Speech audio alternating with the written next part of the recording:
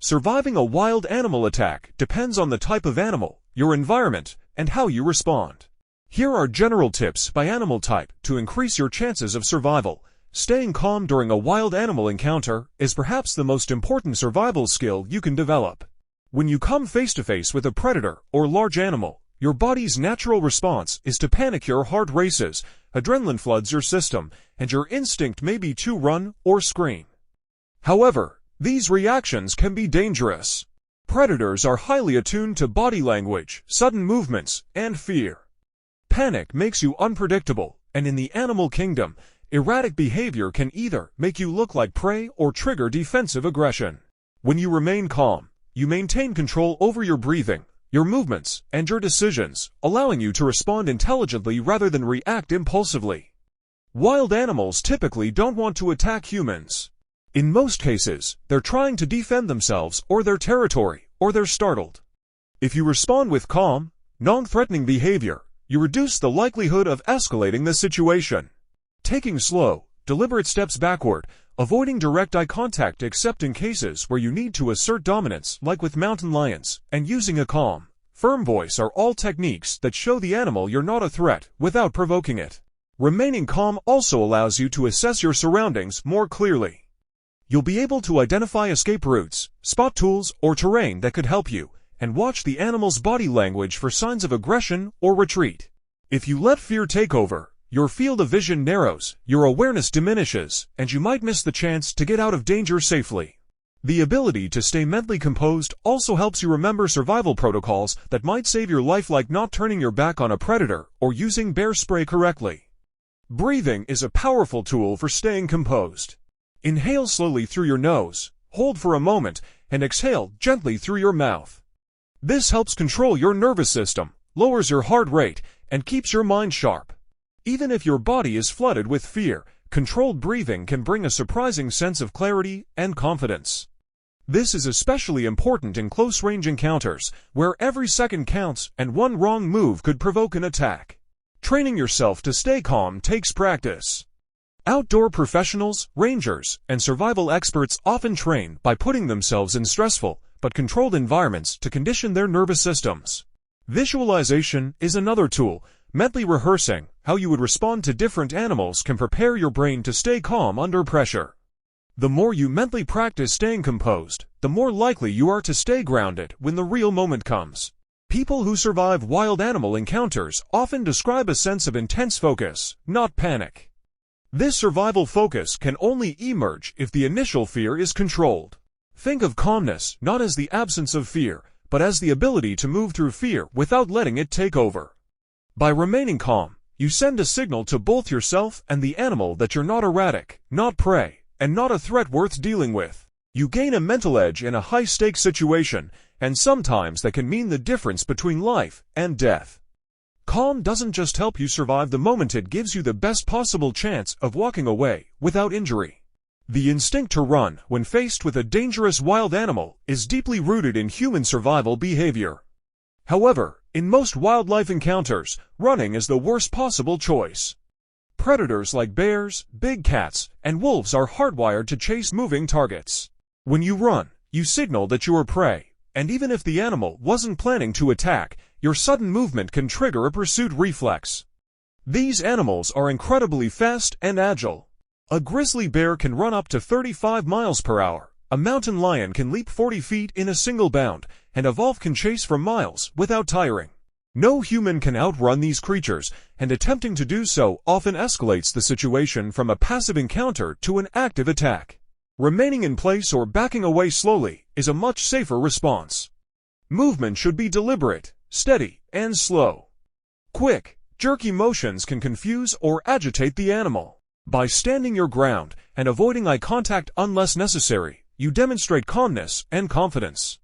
This can actually de-escalate the situation because animals pick up on your energy and behavior. Predators usually don't want to waste energy on something that might be difficult or dangerous to engage. If you show that you are aware but not panicking, you reduce your chances of becoming a target. Running also creates physical disadvantages. When you turn your back on a wild animal, you lose sight of its body language.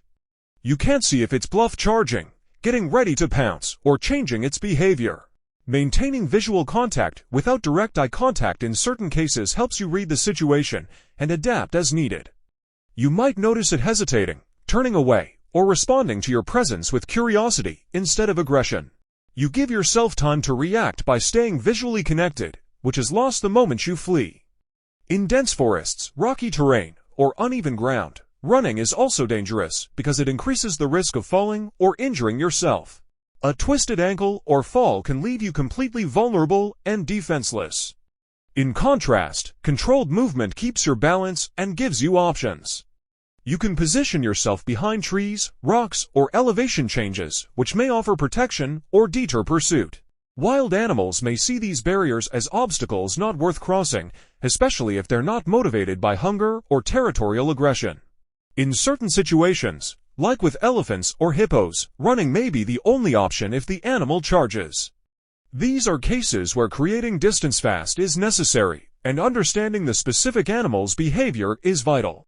But even then, it's not just about running blindly, it's about running strategically.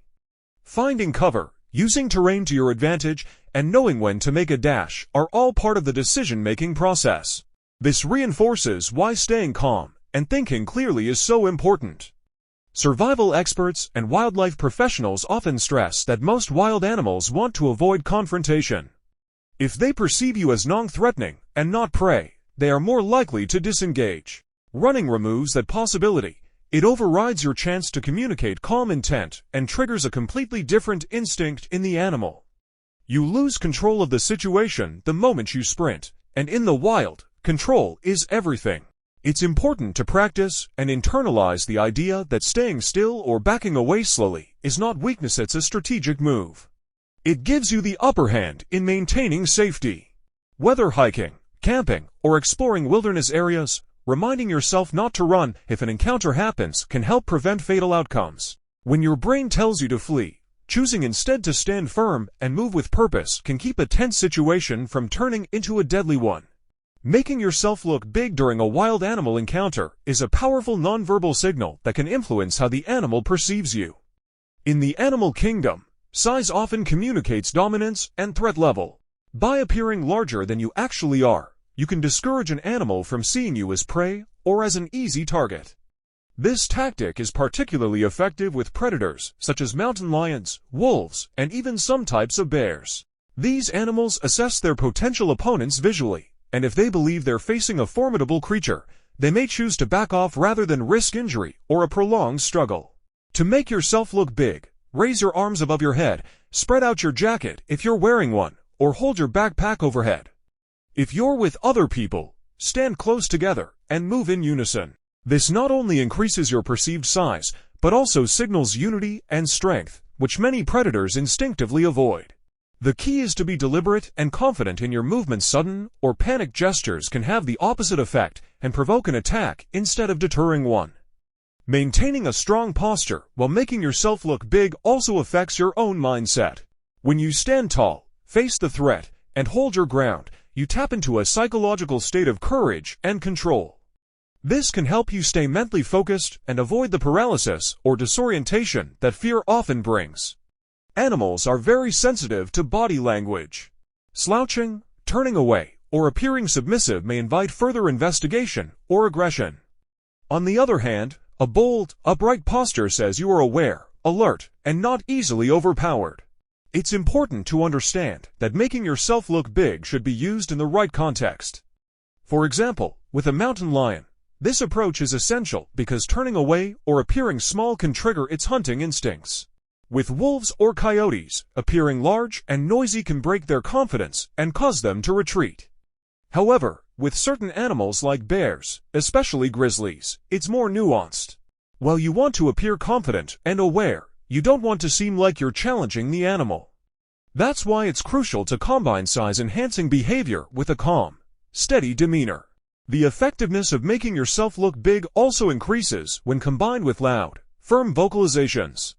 Speaking in a strong, deep voice or yelling short, sharp commands can further amplify the sense of threat you're projecting. These sounds, paired with an intimidating stance, create a sensory signal that you're not worth the risk. In the wild, Predators calculate risk versus reward. If you seem like too much trouble, they'll often move on in search of easier prey. Learning when and how to use this technique can be the difference between a successful de-escalation and a dangerous encounter. It's not about aggression, but about psychological positioning using your body, voice, and presence to project strength and control. The more confident and prepared you are, the more effectively this method works when it matters most. Avoiding direct eye contact with wild animals, especially predators, is a subtle but crucial behavior that can help de-escalate a potentially dangerous situation. In the animal world, direct eye contact is often interpreted as a challenge or a threat. When one animal locks eyes with another, it can signal dominance, territorial aggression, or an intent to attack.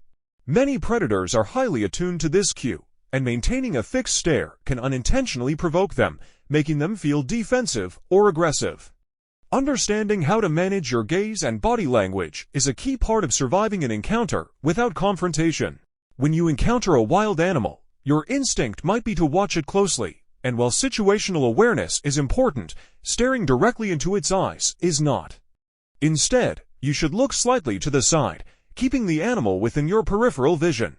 This allows you to monitor its movements and read its body language without sending an aggressive signal. It shows that you are alert and aware, but not confrontational. This can be especially helpful with animals like bears or large cats, where sudden movements and intense gazes might escalate the threat. With animals like wolves or coyotes, avoiding direct eye contact helps communicate that you're not a threat, but also not weak. These animals are often testing boundaries and will assess your reactions to gauge your strength. If you appear calm, deliberate, and non-threatening, they may lose interest. On the other hand, if you appear to challenge them by staring them down, they could respond by asserting dominance through aggression. This balance between confidence and non-confrontation is delicate, but effective. In some cases, like with mountain lions, experts recommend making eye contact briefly while you make yourself look big to show that you are aware of their presence and not easy prey. But even then, it's important not to hold the stare for too long or in a way that seems like a direct challenge. The goal is to assert awareness without provoking a fight. Every animal has its own interpretation of eye contact, and understanding the species you're dealing with can influence how you should manage your gaze. Avoiding eye contact also helps you stay calm. By not locking eyes with the animal, you prevent your own adrenaline from surging too quickly. Staring can increase anxiety and fear, which can lead to panic decisions or movements. When you keep your gaze soft and your focus wide, you're better able to control your breathing, assess the environment, and think clearly. This mental clarity is essential when you're trying to back away slowly, find a safe route, or decide on your next move. In the wilderness, small details in body language can make a huge difference in how an encounter unfolds. Eye contact is one of those details easy to overlook, yet powerful in its impact. Respecting an animal's space by not engaging in a visual challenge often diffuses tension and allows both human and animal to part ways without violence. It's not about showing fear, but about showing respect for the animal's natural instincts and boundaries in a way that keeps you safe. Backing away slowly when encountering a wild animal is one of the most effective ways to reduce tension and increase your chances of avoiding an attack. In the natural world, movement is a powerful signal. Sudden or rapid movements can trigger predatory instincts or be perceived as threats, especially by animals that are territorial or easily startled. When you back away slowly, you show the animal that you are not aggressive, not interested in confrontation, and willing to give it space. This simple act of retreat, done calmly and deliberately, often allows the animal to relax and disengage without feeling provoked. The pace and manner of your movement matter greatly. Taking slow, controlled steps without turning your back on the animal sends a message of caution and awareness. Turning your back can be a mistake because it removes your ability to monitor the animal's behavior. It can also signal vulnerability, which some predators may interpret as an opportunity to strike. Facing the animal while stepping back allows you to maintain visual awareness without engaging in direct eye contact, which could be seen as a challenge. It helps you read subtle cues like changes in posture, ear position, or vocalizations that indicate whether the animal is preparing to attack or deciding to retreat. Moving slowly also helps you maintain your balance and avoid accidents. In rugged or uneven terrain, A stumble or fall can make you an easy target. A controlled retreat keeps you physically stable and mentally focused. It also gives you time to think clearly about your surroundings. Look for safe paths, obstacles you could use for cover, or signs of cubs or a den that might be influencing the animal's behavior.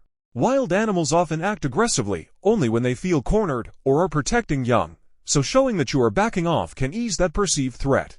In encounters with large animals like bears, moose, or even wild boars, backing away slowly can defuse the situation without escalating it into a charge or attack. These animals often engage in bluff charges or warning displays. If you respond with calm withdrawal, they may interpret it as submission or non-aggression and allow you to exit the area safely.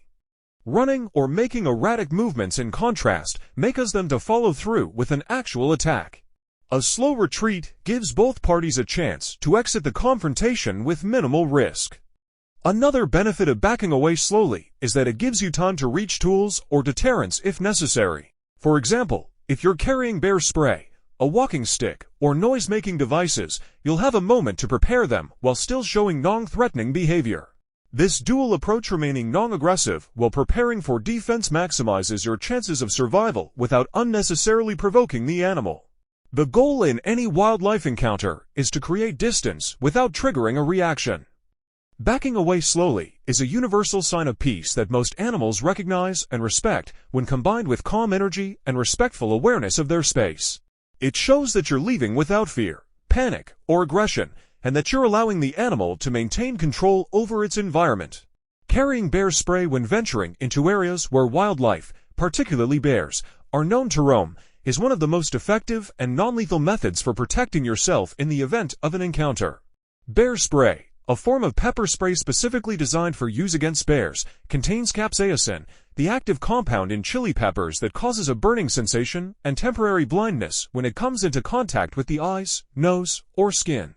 When used properly, bear spray can create a protective barrier between you and an aggressive bear, giving you the time you need to back away safely or to escape. One of the key benefits of bear spray is its range.